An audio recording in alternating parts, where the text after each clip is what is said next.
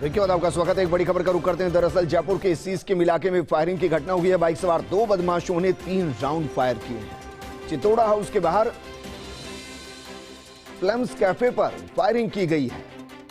अशोकनगर थाना पुलिस मौके के लिए रवाना हुई और ये सुपर एक्सक्लूसिव तस्वीर हम आपको दिखा रहे हैं। तस्वीरों के अंदर बाकायदा बंदूक के साथ ये शख्स नजर आ रहा है। ये फ्लेम कैफे है जहां ये फायरिंग की गई है। बाइक सवार दो बदमाशों ने 3 राउंड फायर किया है और जैसे ही फायर किया उसके बाद जरा देखिए जो लोग वहां पर मौजूद थे वो वहां से जान बचाकर भागते हुए दिखाई दिए हैं। ये जयपुर के सी स्कीम इलाके की घटना है जहां बाइक पर सवार होकर दो बदमाश आए, 3 राउंड फायर किया, दहशत फैलाई।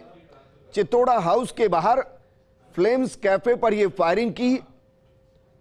वर्तमान स्थिति में अशोकनगर थाना पुलिस मौके के लिए रवाना हुई है।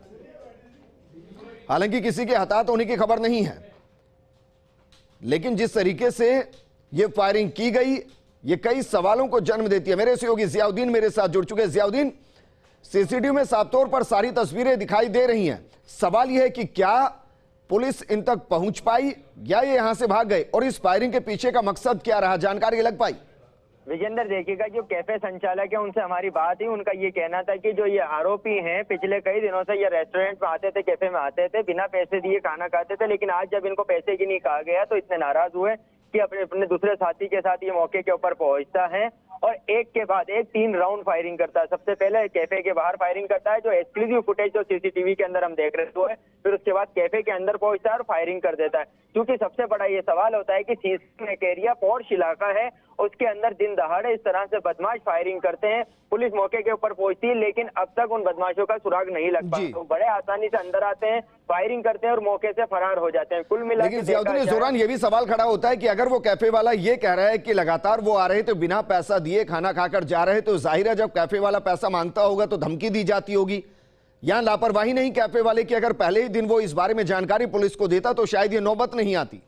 विजेंद्र, देखिएगा उसके चाल चलन के बारे के अंदर कैफे वाले को पता नहीं था। कैफे वाले का यही कहना था कि वो नियमित उसका कस्टमर था। ऐसे के अंदर वो यहाँ पर आते थे, खाना खाते थे और चले जाते थे, कई बार पैसे दे के जाते थे, लेकिन जो पिछले बकाया था उसके बारे में जो टोका गया उसी को लेकर विवाद।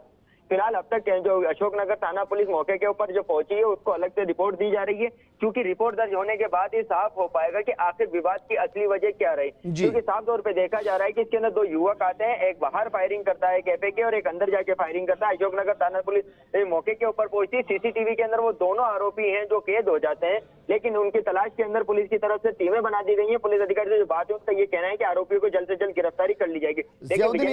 ये एक ऐसा मामला होगा जहां पुलिस को ज्यादा दिक्कत नहीं होगी उनके चेहरे को डिटेक्ट करने के लिए। अगर वो नियमित रूप से आते हैं और पुलिस 5 या 6 दिन के पुराने सीसीटीवी फुटेज को खंगालेगी तो एक बेहतर चेहरा सामने आएगा जिसके जरिए ढूंढना आसान होगा।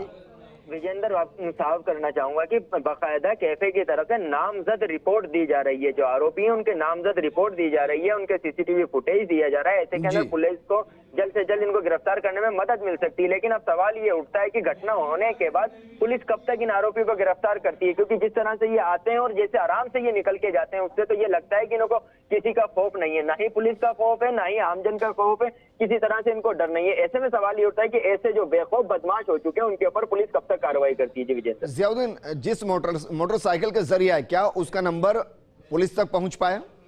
जी हाँ, देखिएगा कि इसमें जो कैफे जो संचालक थे, जो बाहर के जो लोग थे, उन्होंने बदमाश जिस मोटरसाइकिल के ऊपर आए थे वो स्पोर्ट बाइक बताई जा रही है जिसपे दोनों बैठ कर आए थे। बैठने आने के बाद उसके नंबर नोट किए गए, बकायदा गाड़ी के बारे में बताया गया है, बाइक के बारे में, उसके बाद में उन दोनों का नाम बताया गया, उनके पता जो है पुलिस के को बता दिया गया है, क्योंकि अब पुलिस का यही कहना है कि जल्द से जल्द इन आरोपियों को गिरफ्तार कर लिया जाएगा। शुक्रिया तमाम जानकारी हमारे साथ साझा करने की।